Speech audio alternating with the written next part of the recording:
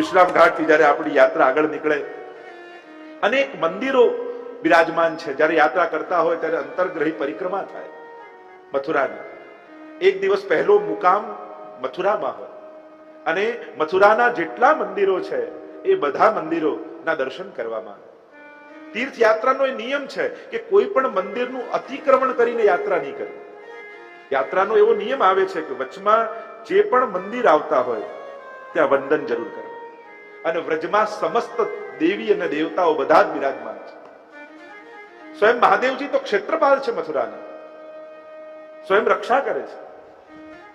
અહીંયા યાત્રા શરૂ થાય, બધા મંદિરોનું તો દર્શન આપણે ન કરી શકીએ, પણ જ્યારે સત્સંગ અમુક સમયમાં જ્યારે વિસ્તાર કરવાનો હોય તો પુષ્ટિમાર્ગી જેટલા મંદિરો આવે ત્યાં આપણે જ્યારે યાત્રા શરૂ કરીએ, રાજાધિરાજનું મંદિર, શ્રી દ્વારકાધીશનું મંદિર આવે, ત્યાં દ્વારકાધીશને આપણે વંદન કરીએ. આગળ દાઉજીનું, શ્રી મદન મોહનજીનું મંદિર આવે, ત્યાં મદન મોહનલાલને દંડવત કરીએ.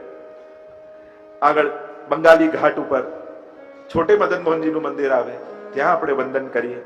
શ્રીનાથજીનું મંદિર આવે, શ્રી ગોવર્ધનનાથજીનું મંદિર આવે. અનેક પ્રકારના પુષ્ટિમાર્ગના મંદિરો અનેકવિધ ત્યાં બિરાજમાન છે. પ્રાચીન આચાર્યો તો મથુરામાં બિરાજતા, એટલે એ મંદિરોના દર્શન કરતા કરતા તમે જાઓ તો ત્યાં સતઘરા આવે.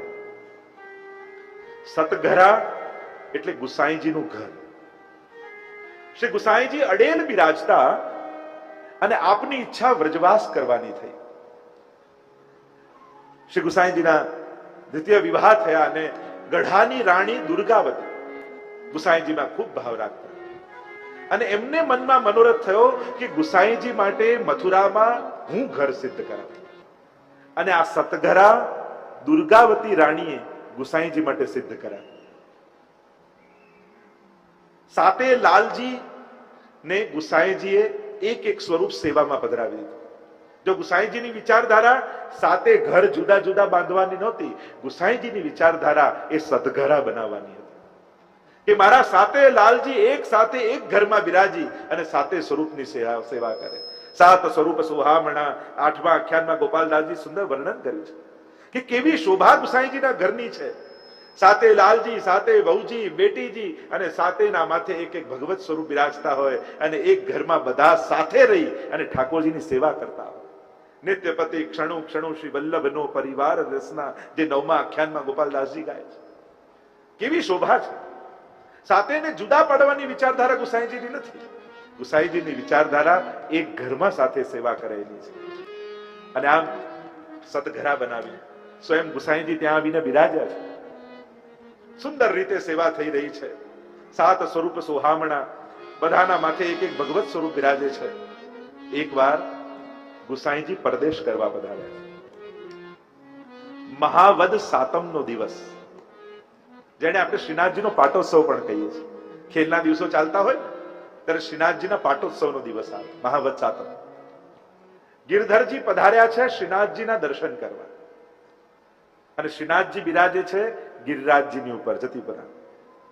મૂળ મંદિર ગિરિરાજ શ્રીનાથજીનું ત્યાં છે અને ત્યાં બિરાજે છે. અહીંયા ગુસાઈજી બિરાજમાન, એમનું ઘર છે મથુરા. અને અત્યારે ગુસાઈજી પરદેશ કરવા પધાર્યા છે અને ઘરે સાતે લાલજી અને સાતે વહુજી છે.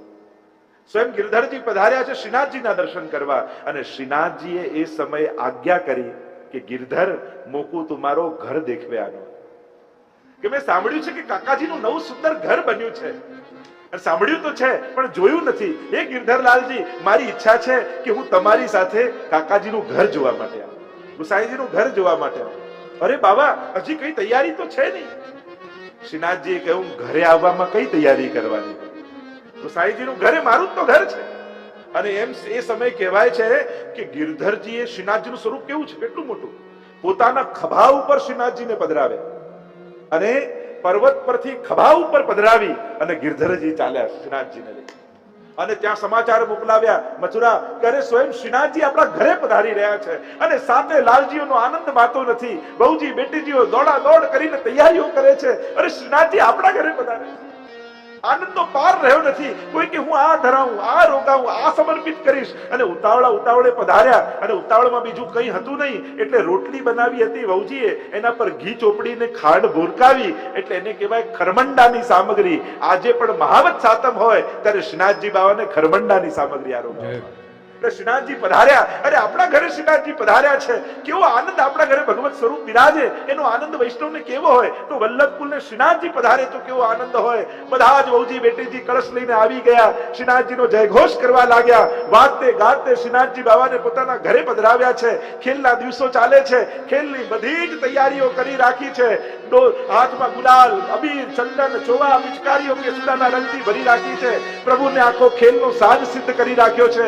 શ્રીનાથજી બાવાને પધરાવ્યા છે અને હજી લાલજીઓ ખેલાવે એના પહેલા તો શ્રીનાથજી બાવાની મુઠ્ઠી બંધ હતી, એમાંથી લીધો ગુલાલ અને શ્રીનાથજીએ લાલજી પર નાખ્યો અને ચારે બાજુ હોરી હે. શ્રીનાથજી બાવા હોરી ખેલ ખેલી રહ્યા છે, સાથે લાલજી, બહુજી, બેટીજી સાથે ધન્યતા અનુભવ કરી રહ્યા છે. ગુસાઈજીનો સમગ્ર પરિવાર, બધાને થયું ઠાકોરજી આવી કૃપા કરી રહ્યા છે.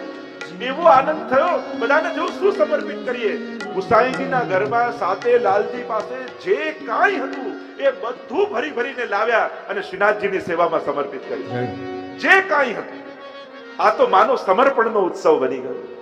ઠાકોરજીએ કહ્યું, તમને અપનાવા જ પધાર્યો છું. બેટીજીના નાકમાં એક ચૂક રહી અને શ્રીનાથજીએ કહ્યું, તમે બધું તો ધરી દીધું પણ હજી એમની પાસેની ચૂક છે એ પણ મને આપી. ઠાકોરજીએ બધું જ સ્વીકાર કરી દીધું. એવો આનંદ આવ્યો, એવો આનંદ આવ્યો. ઠાકોરજી આજે અમારું સમર્પણ સિદ્ધ કર્યું. છેક નરસિંહ ચૌદસી સુધી શ્રીનાથજી બાવા સતઘરામાં બિરાજ્યા અને એટલા માટે સતઘરાને શ્રીનાથજીની બેઠક પણ કહેવામાં આવે છે, યા ચરણ ચોકી કહેવામાં આવે. શ્રીનાથજી બાવાની ચરણ ચોકી કહેવાય. શ્રીનાથજી બાવા ત્યાં બિરાજ્યા છે.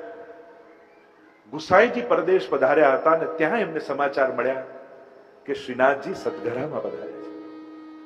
અને ગુસાઈજીને થયું કે ઉતાવળે ઉતાવળે પાછો જવું. અને ગિરધરજીને એમ થયું, અરે કાકાજીની આજ્ઞા વગર અમે શ્રીનાથજી પધરાવ્યા છે, ક્યાં કાકાજી અમારા પર નારાજ થશે. અને નરસિંહ ચતુર્દશીનો દિવસ આવ્યો અને ત્યાં ગિરિરાજજી ઉપર રોજ ચતુર્ભુજ દાસ દોડતા ભાગતા ભાગતા સીડીઓ ચડે શ્રીનાથજીના દર્શન કરવા માટે. અને શ્રીનાથજીના મંદિરના દ્વાર બંધ હોય. પ્રહલાદ કરે, ચોધાર આંસુએ સરે, હે શ્રીનાથજી બાવા, એક ક્ષણ આપને જોયા વગર હું જીવી ન શકું તો આવો વિપ્રયોગ હું કેમ સહન કરીશ. એવો તાપ પ્રગટે, એવો તાપ પ્રગટે કે ચતુર્ભુજ દાસને એવો વિરહ થયો કે અહીંયા શ્રીનાથજીથી સહન ન થયો. અને શ્રીનાથજીથી સહન ન થયો એટલે ગિરધરજીને કહ્યું, ગિરધર અબ મોકું વાપસ જાનો, મારે હવે પાછા જવું છે શ્રીનાથજી દ્વાર. મારો ભક્ત મારો વિરહ કરી રહ્યો છે. અને અહીંયા ચતુર્ભુજ દાસ શ્રીનાથજીના મંદિરના બંધ થયેલા દ્વારની આગળ બેઠા બેઠા, ગોવર્ધન વાસી સાંભરે લાલ, તુમ બિન રહ્યો ન જાય. હે ગોવર્ધન નાથ, હે પ્રાણ પ્રિય, આપને જોયા વગર હું કેમ જીવીશ. આ આંખોને આપને જોવાની આદત પડી છે. જેમ એક માછલીને જલથી બહાર કાઢો, એ જલ વગર તડપે, એમ અમારા નેત્ર રૂપી મત્સ્ય એ તો આપના રસ સાગરમાં ડૂબનારા છે, એના સહારે જીવનારા છે. અમે કેમ જીવીશું પ્રભુ, પાછા બના. એવો વિરહ ગાયો ચતુર્ભુજ દાસે. શ્રીનાથજીથી ન રહેવાય. ગિરધર મૂકું વાપસ જાનો. અને ફરી ગિરધરજી પોતાના કંધા ઉપર શ્રીનાથજીને પધરાવ્યા. બધા જ બહુજી, બેટીજી, લાલજીઓ ચરણમાં પડી ગયા શ્રીનાથજી બાવાને. બાવા, આવી કૃપા ફરી ક્યારે અમારે મળશે? આવો લાભ ફરી ક્યારે મળશે? આપ કૃપા કરીને અમારે ત્યાં પધાર્યા. સર્વસ્વનું સમર્પણ કરી દીધું. પોતાના સૌભાગ્ય માટે ગદગદિત થઈ રહ્યા છે કે શ્રીનાથજી બાવાએ આ ગુસાઈજીનો પરિવાર પોતાનો પરિવાર કરીને જાણે, પોતાનું ઘર કરીને જાણે. ગિરધરજી જ્યાં કંધા પર પધરાવ્યા, ભરેલી આંસુઓથી વિદાય કર્યા શ્રીનાથજી બાવાને. અને ઉતાવળે ઉતાવળે ગિરધરજી જ્યાં મંદિરમાં પધાર્યા ત્યાં તો સાંજ થઈ ગઈ. શ્રીનાથજી બાવાને છેક શયનમાં રાજભોગ ધરવામાં આવ્યો. આજે પણ એક ક્રમ છે, નરસિંહ ચતુર્દશીનો દિવસ, અને ત્યારે રાજભોગ 2 વાર આવે. ત્યારે 2 વાર આરોગ્યા શ્રીનાથજી બાવા. અને અહીંયા ગુસાઈજી પધાર્યા. બધોય સમાચાર મળ્યો કેવી શ્રીનાથજી બાવાએ કૃપા કરી. ગુસાઈજીના નેત્રો ભરાઈ આવ્યા. અરે, આપણા ઉપર શ્રીનાથજી બાવાની કેવી કૃપા છે આ વલ્લભ પરિવાર પર. શ્રીનાથજી બાવાએ પોતાનું ઘર જાણી, પોતાના બાળકો જાણીને કૃપા કરી. એવું આ દિવ્ય સ્થાન, આ સતઘરાનું સ્થાન છે. એટલે જ્યારે પણ મથુરા જાઓ, બાકી બધે ભલે જાઓ, પણ સતઘરા દંડવત કરવા જરૂર છે. એ આપણા બધાનું ગુરુ ઘર છે. આ ગુરુનું ઘર છે. કારણ કે જ્યારે શ્રીનાથજી બાવા સ્વયં એમ કહેતા હોય કે ભોગ શ્રૃંગાર યશોદા મૈયા, શ્રી વિઠ્ઠલનાથ કે હાથ કો ભાવે, રહ્યો મોહે શ્રી વલ્લભ ગ્રહ ભાવે. એમ જ્યારે શ્રીનાથજી બાવા સ્વયં કહેતા હોય તો એ ઘર, એ ગુસાઈજીનું ઘર એ સતગરા છે. ત્યાં આપણે બધા જ મનોમન શ્રીનાથજી બાબાના ચરણ ચોકીને વંદન કરીએ, ગુસાઈજીને વંદન કરીએ, સાથે લાલજીઓને વંદન કરીએ, જેમના ઉપર શ્રીનાથજી બાબાની આવી અસીમ કૃપા છે. યાત્રા ત્યાંથી જયારે આગળ વધે, અનેક સ્થાનો મથુરાના, અને ત્યાં બહુ પ્રધાન એક સ્થાન મથુરા નગરીનું, અને એ છે શ્રી કૃષ્ણનું પ્રાગટ્ય સ્થાન, જન્મ સ્થળે, જ્યાં કેશવરાયજીનું મંદિર છે. એ કેશવરાયજીના મંદિરમાં આપણે બધા વંદન કરીએ મનોમન. કહેવાય છે કે વજ્રનાભજી ભગવાનના પરપૌત્રએ પ્રભુની આ જન્મ સ્થળીમાં સુંદર મંદિર સિદ્ધ કરી અને કેશવરાયજીનું સ્વરૂપ ત્યાં પધરાવ્યું હતું. આ એ જ સ્થાન છે જે સ્થાન ઉપર વસુદેવજી અને દેવકીજીને કારાગૃહમાં રાખ્યા હતા. ત્યાં કંસની જેલ પણ છે. અને જ્યારે પ્રભુને પધારવાનો સમય આવ્યો, તમદ્ભુતમ બાલકમ અંબુજે ક્ષણમ ચતુર્ભુજમ શંખ ગદા દુદાયુધમ શ્રીવત્સલક્ષ્મમ ગલશૌભિકૌસ્તુભમ પીતાંબરમ સાંદ્ર પયોદ સૌભગમ. એ મધ્યરાત્રિનો સમય, જ્યારે ગ્રહ નક્ષત્રો અનુકૂળ થયા, મંદ મંદ વાયુ વાવા લાગ્યો, ગંધર્વો કિન્નરો અપ્સરાઓ નૃત્ય કરવા લાગી છે, અને એ મધ્યરાત્રિના સમયે આ અદ્ભુત બાલકનું પ્રાગટ્ય થયું છે. બોલો કૃષ્ણ કનૈયા લાલ કી જય. ઇતિહાસમાં અનેક લાંબો ઇતિહાસ છે. કેટલી વાર યવનો દ્વારા એ મંદિરો તૂટ્યા, ફરી કેટલી વાર રાજાઓ દ્વારા બનાવવામાં આવ્યા, લાંબો ઇતિહાસ છે. પણ આપણે લૌકિક ઇતિહાસમાં પડવા કરતા ભગવદ લીલાનું ચિંતન એ આપણા બધા જ માટે કલ્યાણકારી કહેવાય. આ એ પરમ પાવન ભૂમિ છે જ્યાં ઠાકોરજીનું પ્રાગટ્ય થયું છે. શ્રી મહાપ્રભુજીના મતે તો ગોકુલ અને મથુરા બંને જગ્યાએ પ્રાગટ્ય છે. એક ધર્મ સ્વરૂપ, બીજું ધર્મી સ્વરૂપ. પણ આ એ સ્થળ, અને ત્યાં વસુદેવ દેવકીને એમનું પુનર્જન્મનું યાદ અપાવ્યું છે. પ્રશ્નિ ગર્ભ સુત અને જે વાત કરી કે પૂર્વ જન્મમાં આપે મારા જેવો પુત્ર થાય એવી યાચના કરી હતી, અને મારા જેવું બીજું કોણ, એટલે હું સ્વયં પોતે પ્રગટ થયો છું. તમ અદ્ભુતમ બાલકમ, બ્રહ્માજી જેના બાલક છે એવા બાલક છે. અને કૌસ્તુભ મણિ ધારણ કરેલા પ્રભુએ ત્યાં વસુદેવજીને આજ્ઞા કરી કે આપ હવે મને ગોકુલ પધરાવીને જાઓ. અને જ્યાં ઠાકોરજીને માથે પધરાવ્યા બધા દ્વાર ખુલી ગયા.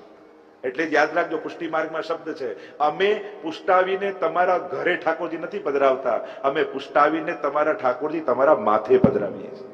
એટલે જ વૈષ્ણવને પૂછાય તમારા માથે કયું સ્વરૂપ બિરાજે છે. આપણે વાત કરતા હોય તો પૂછીએ ને, તમારા માથે કયું ભગવત સ્વરૂપ બિરાજે છે. ઘરે પધરાવવામાં અમને રસ નથી, તમારા માથે ઠાકોરજી પધરાવવામાં રસ છે. અને માથે પધરાવા એટલે તમને શરણી લેવા.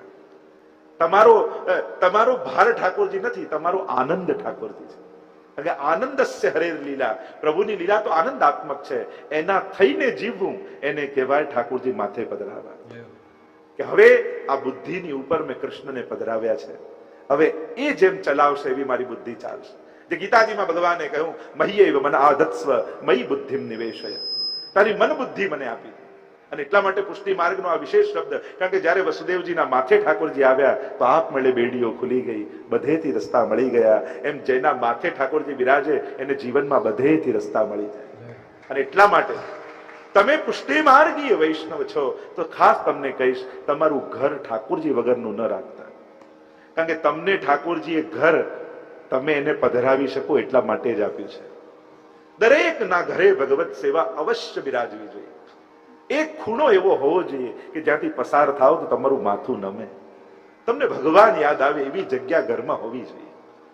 એક ખૂણો એવો, આપણે બેસવાની જગ્યા હોય, સુવાની જગ્યા હોય, જમવાની જગ્યા હોય, તો માથું ઝુકાવવાની પણ એક જગ્યા હોવી જોઈએ કે જ્યાં જઈને માથું નમે, જ્યાં જઈને મારો અહંકાર ઓગળે, જ્યાં જઈને મને મારી વૈષ્ણવતા યાદ આવે. એવો એક ખૂણો ઘરમાં ન હોવો જોઈએ. ઘણા લોકો કે સેવા તો પધરાવી છે પણ અમને એમ લાગે કે પછી કંઈક અપરાધ થઈ જાય, દોષ થઈ જાય, ભય લાગે. અરે બચાવનારો નથી ત્યાં સુધી ડરવાનું છે. બચાવનારો ઘરે આવી ગયો, હવે કોનો ડર? હવે શેનાથી ડરવાનું? જેને ભગવાન નથી એને ડરવાનું કે મારી રક્ષા કોણ કરશે. પણ જેના ઘરે ઠાકોરજી છે એને તો નિર્ભય થઈને ફરવાનું. હું તો ઘણી વાર નથી કહેતો કે બેંકમાં બેલેન્સ વધારે હોય તો એ લોકો માથું છાતી ફૂલાવીને ફરતા હોય, ઘણા પડ્યા છે. અરે રવિવારે તો બેંક બંધ હોય તોય ફૂલાવીને ફરે. તારે તો જોઈતા હોય તો ના મળે. તો વિચાર કરો, જેના ખાતામાં લક્ષ્મી હોય એ આટલું માથું ફૂલાવીને ફરતો હોય, તો જેના ઘરે ઠાકોરજી હોય એને તો કેવું માથું ઊંચું રાખીને ફરવું જોઈએ. તો આપણા ઘરે પ્રભુ બિરાજે છે, લક્ષ્મીનો નાથ બિરાજે છે. એ વાતનું ગૌરવ અને આનંદ આપણને બધાને હોય. આપણે ડરીએ છીએ અપરસથી, તો અપરસ પ્રભુ માટે છે, પણ અપરસને કારણે પ્રભુ કાઢી નાખો ઘરેથી તો એ તો મૂર્ખતા કહેવાય. અને એટલા માટે ઘરે પધરાવો, ભલે મિશ્રી ભોગ ધરજો, પણ આપણું ઘર ઠાકોરજી વગરનું ન હોવું જોઈએ. અને સીધી સાદી વાત મહાપ્રભુજી આપણને કહી, કૃષ્ણ સેવા સદા કાર્ય માનસી સા પરામતા. તો કહ્યું કે સેવાથી મળશે શું? તતઃ સંસાર દુઃખસ્ય નિવૃત્તિ બ્રહ્મ બોધનમ. એનાથી શું થશે? તો મહાપ્રભુજી કહે એનાથી તમારા સંસારના બધા દુઃખો જતા રહેશે અને બ્રહ્મનું બોધ થશે. અને એટલા માટે આ એ ભૂમિ છે જેની ચર્ચા હું કરી રહ્યો છું, કેશવરાયજીનું મંદિર. એમ કહેવાય છે, વાર્તામાં એનું પ્રમાણ મળે છે કે ગુસાઈજી આ સતઘરામાં જયારે વિરાજતા તેમનો નિયમ હતો રોજ યમુનાજીમાં સ્નાન કરી અને કેશવરાયજીના દર્શન કરવા માટે આપ જતા. એવો નિત્યનો નિયમ એમનો. અને આપણે ત્યાં ગોવિંદાસ આદિની વાર્તા પણ આવે છે કે સ્વયં આજ્ઞા કરી હતી કે તમે કેશવરાયજીની સેવામાં રહો અને તેમની સેવા કરતા. એવા અનેક પ્રમાણો આપણે ત્યાં મળે છે. તે કેશવરાયજીને આપણે બધા જ વંદન કરીએ, જે પ્રભુની પ્રાગટ્ય ભૂમિમાં વિરાજે છે. આગળ પરિભ્રમણ કરતા કરતા અનેક સુંદર સ્થળો, તીર્થો, પ્રાચીન સ્થાનો ત્યાં આવે છે. એ દરેક જગ્યાએ વંદન આપ કરતા કરતા આપણી યાત્રા આગળ વધે.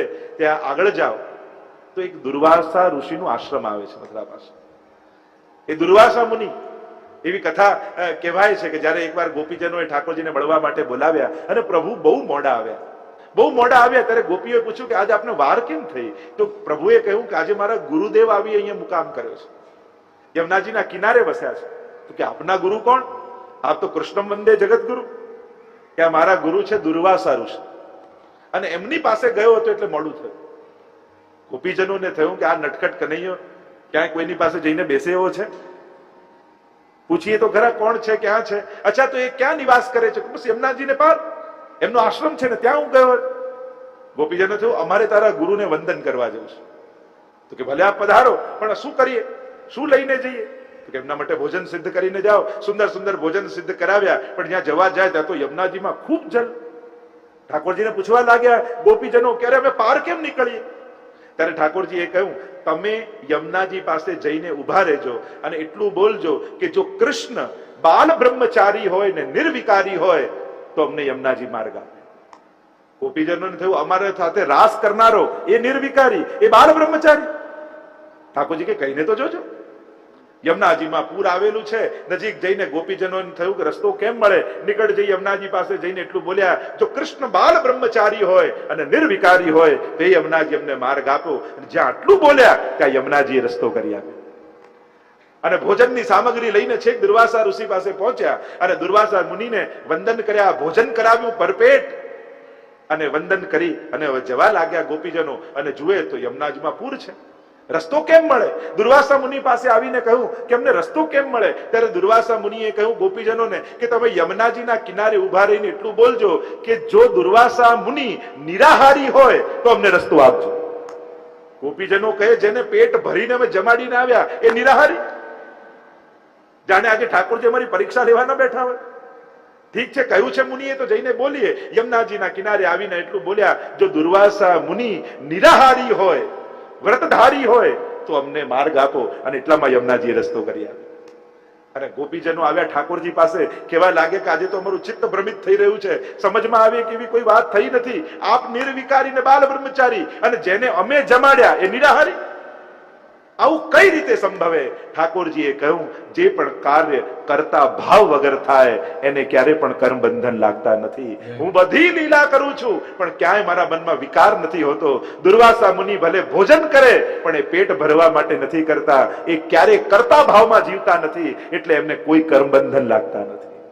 એવી લીલા અહીંયા દુર્વાસા આશ્રમમાં થઈ છે. દુર્વાસા મુનિને વંદન કરીએ. આગળ જઈએ તો અનેક સંતો મહાત્માઓની કુટીરો, કેટલા તપસ્વીઓના સ્થળ ત્યાં બિરાજમાન છે.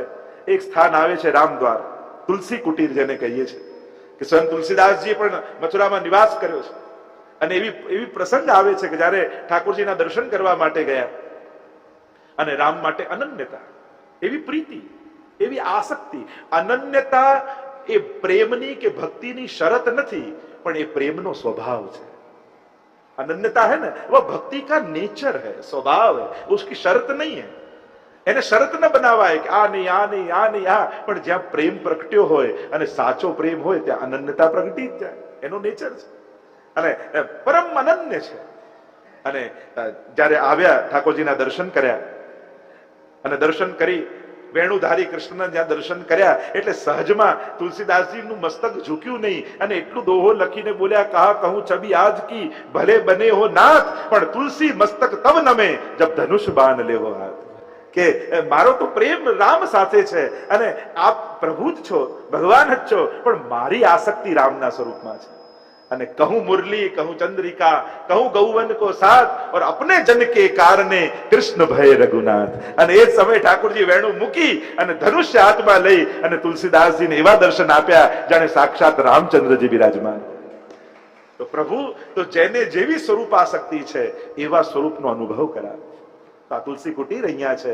ગીતાવલી આદિ પણ તુલસીદાસજી લખ્યા છે. અને નંદદાસજી, આપણા જે અષ્ટસખામાં નંદદાસજી છે એ તુલસીદાસજીના ભાઈ થાય, કાકા. અને બંનેનો સુંદર સંવાદ થયો છે. જ્યારે નંદદાસજી કૃષ્ણ ભક્તિમાં એવા ઓતપ્રોત થઈ ગયા ત્યારે તુલસીદાસજી પત્ર લખીને પૂછ્યું હતું કે આપણા નાથ તો રઘુનાથ છે અને તું આ રીતે કૃષ્ણ ભક્ત ક્યાંથી થઈ ગયો? ત્યારે ઉત્તરમાં સુંદર નંદદાસજી પણ ઉત્તર આપ્યો હતો કે રામ અમારે નાથ, પણ મન વ્યભિચારી વહે ગયો, સુન તુલસી સુન બંસી કી તો આતા. કે કૃષ્ણ રામને જ પ્રેમ કરતો હતો, પણ જયારે કૃષ્ણની વાંસળી સાંભળીને ત્યારે મન મારું વ્યભિચારી થઈ ગયું અને કૃષ્ણને વરી ગયું. આ તો ભક્તોના વિભિન્ન ભાવો છે, દરેકનું પોતાનું સૌંદર્ય છે અને એ સૌંદર્યનો આપણે આનંદ લેવો જોઈએ. આમ તુલસીદાસજીને વંદન કરીએ. આમ અનેક પ્રકારના સુંદર સ્થળો મથુરામાં આપણે દર્શન કર્યા અને ત્યાંથી આપણી પરિક્રમા એક દિવસ મુકામ કરી અને આગળ ચાલી મધુવન તરફ. એટલે બીજા દિવસનો મુકામ યાત્રામાં મધુવનમાં હોય છે અને આપણે બધા જ વૈષ્ણવ સાથે ચાલતા ચાલતા મધુવન તરફ પ્રયાણ કર્યું. વ્રજયાત્રા બીજા દિવસનો પડાવ એ મધુવનમાં હોય. આ મધુવન બહુ અલૌકિક ભૂમિ. એમ તો કહેવાય છે મધુ નામના દૈત્યનો વધ કર્યો અને એનું શાસન હતું એટલે મધુવન નામ પડ્યું. એક ભાવ એ છે, અનેક અનેક ચર્ચાઓ મધુવન માટે આવી. મધુવન બિહારીજી બિરાજમાન છે. પ્રસિદ્ધ કથા મધુવનની એ છે જે ભાગવતજીમાં જેનો ઉલ્લેખ મળે છે મધુવનનો, પ્રસિદ્ધ કથા ધ્રુવજીની છે. ઉત્તાનપાદ રાજા, સુરુચિ અને સુનીતિ બંને રાણીઓ, એકનો પુત્ર છે ઉત્તમ ને બીજો છે ધ્રુવ. સંક્ષિપ્તમાં એની કથા. અને જ્યારે સુરુચિ માતાએ અપમાન કર્યું, હાથ પકડીને ખેંચ્યા ધ્રુવજીને ને કહ્યું પિતાની ગોદમાં બેસવું છે તો તપ કર, વનમાં જઈ પ્રભુને પ્રાપ્ત કર અને પ્રભુ માંગવાનું કહે તો એટલું માંગજે કે તું મારી કુખે જન્મ લે તો જ પિતાના ખોળામાં બેસી શકે. દુઃખ લાગ્યું. રડતા રડતા ધ્રુવજી આવ્યા માતા પાસે. કહ્યું કે આમ સુરુચિ માએ આમ કહ્યું, આ તો સુનીતિ છે ને. એને કહ્યું ખોટું ન લગાડીશ, આ તો પ્રભુની જ કોઈ પ્રેરણા છે. મને તો લાગે મારા કરતા પણ તારી સુરુચિ માં એ સાચી માતા છે. ધ્રુવજી કે આમ કેમ? સુનીતિએ કહ્યું જો આજ સુધી મેં તને એવું ક્યારે નથી કહ્યું કે ભગવાનને મેળો. સુરુચિ માએ ભલે કઠોર શબ્દમાં કહ્યું હોય પણ વાત તો બહુ સારી કહી છે. જીવનમાં એક વસ્તુ લખી રાખજો, કોઈ મીઠું મીઠું બોલી તમને લૌકિકમાં ખેંચી જાય એના કરતા કડવું બોલીને અલૌકિક કાર્ય કરાવે એ વ્યક્તિ સારો. ઘણી વાર મીઠું મીઠું બોલી બોલી આપણને સાવ લૌકિકમાં ખેંચી જાય એના કરતા કડવા શબ્દો કહીને પણ આપણા હાથે કોઈ પુણ્ય કાર્ય કરાવે એ વ્યક્તિનો ઉપકાર માનજો, એ વ્યક્તિનો આભાર માનજો. કારણ કે એના થકી આપણા હાથને સત્કર્મ કરવાનો અવસર મળે છે. એટલે જેની પ્રેરણા આપણને સત્કર્મમાં મળે, ભલે કડવા શબ્દોમાં હોય. કહ્યું જો સુરુચિએ તને ભગવાન મેળવવાની વાત કરી છે, કઈ રીતે કહ્યું એનો વિચાર કરીશ, પણ ભગવાને એના મુખે બેસી તને કઈ પ્રેરણા કરી છે એને યાદ કર. બસ જો આટલું આપણે સમજી જઈએ ને તો ઘણી વાર કડવું બોલનારા, ક્રોધ કરનારા આપણા માટે 99% સારી જ વાત કહેતા હોય છે. લગભગ જોશો તે કડવું બોલનારા કંઈક આપણા માટે તો સારું જ કહેતા હોય છે. આપણે એના ટોનને યાદ રાખીએ છીએ પણ એની વાતને યાદ નથી રાખતા. એના શબ્દોને વિચાર કરશો તો ઉત્તમ વિચાર આવશે. વૈષ્ણવની વૃત્તિ કેવી હોય? જો સાધારણ માણસ કરતા વૈષ્ણવ કઈ રીતે જુદો પડે? વૈષ્ણવ ખરાબ સંજોગો અને ખરાબ પરિસ્થિતિમાં પણ ભગવાનની કૃપાને જોઈ શકે છે. આ વૈષ્ણવી વૃત્તિ છે. સારા ઘટના અને સારા સંજોગોમાં તો ભગવાનની કૃપા બધાને દેખાય, બધાને સમજાય, પણ વૈષ્ણવ એ છે જે વિપરીત સંજોગોમાં પણ ભગવાનની કૃપા અને ભગવાનનો છુપાયેલો પ્રેમ જોઈ શકે છે. यहां भी मेरे प्रभु मुझ पर कृपा ही कर रहे हैं, यहां भी प्रभु मुझ पर अपना प्रेम जता रहे हैं. ये एहसास वैष्णव को होता. તો ધ્રુવજી ને માએ કહ્યું અને નીકળ્યા ઘરેથી, અને એટલામાં નારદજી મળ્યા. અહીંયા ધ્રુવ ટીલા કરીને સ્થાન છે મધુવનમાં, અને નારદજી મળ્યા.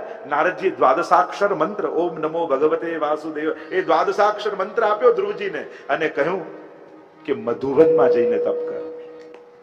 સ્વયં નારદજી આ સ્થાન ધ્રુવજીને બતાવ્યું, કારણ આ સ્થાન એવું છે, નારદજીએ કહ્યું કે ત્યાં સદાય પ્રભુનું સાનિધ્ય છે. સન્નિહિતો હરિ, પ્રભુનું સદાય ઠાકોરજીનો અખંડ વાસ આ મધુવનમાં છે, એમ સ્વયં નારદજીએ કહેલું છે. અને ચાલ્યા છે ધ્રુવજી. ધ્રુવ ટીલા પર આવીને તપ કરે છે, અને તપ કરતા કરતા એક પગ પર બીજો પગ ચડાવી અને જ્યાં શ્વાસોએ રોકી લીધી, ત્રિલોકની શ્વાસો રોકાવા લાગી, અને ધ્યાનમાં પરમાત્મા આવ્યા. ધ્રુવજી પ્રસન્ન થઈ ગયા, અને એટલીમાં થોડી વારમાં અંતર ધ્યાન પ્રભુ થઈ ગયા. વ્યાકુળ બનીને જ્યાં ધ્રુવજીએ નેત્રો ખોલ્યા, તો જુએ તો જે ધ્યાનમાં પરમાત્મા હતા એ જ સામે ઉભેલા દેખાયા. ધ્રુવજી બોલવા માંગે પણ બોલી નથી શકતા, અને પ્રભુના હાથમાં શંખ હતો, એ ધ્રુવજીના ગાલ પર લગાડ્યો. और जहां ध्रुव जी के गाल पर शंख लगाया, वहीं ध्रुव जी के मुख से वाणी स्फुटित हुई. योऽन्तः प्रविश्य मम वाचमीमां प्रसुप्तां संजीवयत् किल शक्तिधर सुदाम्ना अन्यांश हस्त चरण श्रवणत्व गादिन प्राणान नमो भगवते पुरुषाय तुभ्यं. हे प्रभु, मैं आपको वंदन करता हूं. सुंदर स्तुति ध्रुव जी ने की है. ये वो स्थान है मधुवन. इसीलिए देखो, पहला એ સમયમાં પ્રાચીન કાળમાં શ્રી યમુનાજી મધુવનમાંથી થઈને વહેતા હતા. હવે જ્યારે જેમ ભૌગોલિક પરિસ્થિતિઓ બદલાઈ અને યમુનાજી દૂર આવી ગયા, પણ એ સમયે મધુવનમાંથી થઈને શ્રી યમુનાજી વહેતા હતા, અને મધુવનમાં યમુનાજીના કિનારા ઉપર ધ્રુવજીએ તપ કરેલું. અને એટલે તો યમુનાષ્ટકમાં મહાપ્રભુજીએ કહ્યું ને, ધ્રુવજી और पराशर को अभिष्ट फल देने वाली श्री यमुनाजी. આપણે માનીએ કે એના તપથી ધ્રુવજી પર પ્રભુ પ્રસન્ન થયા. મહાપ્રભુજી કે તપ તો અનેક લોકો કરે છે, પણ નિત્ય યમુનાજીના પાન કરતા, એટલે યમુનાજીની કૃપાથી ઠાકોરજી જલ્દી પ્રસન્ન થયા. ये ध्रुवजी को अभिष्ट फल देने वाली श्री यमुनाजी. અને એટલા માટે આ ધ્રુવ ટીલા ઉપર મધુવન બિહારીજીનું મંદિર બિરાજે છે. દાઉજીના દર્શન હોય છે. મધુકુંડ અહીંયા છે, જેને કૃષ્ણકુંડ પણ કહેવાય. અને મધુવનિયા ઠાકોરજી વહાં બિરાજતે. આપણે પ્રભુને, મધુવનના પ્રભુને વંદન કરીએ, દંડવત કરીએ.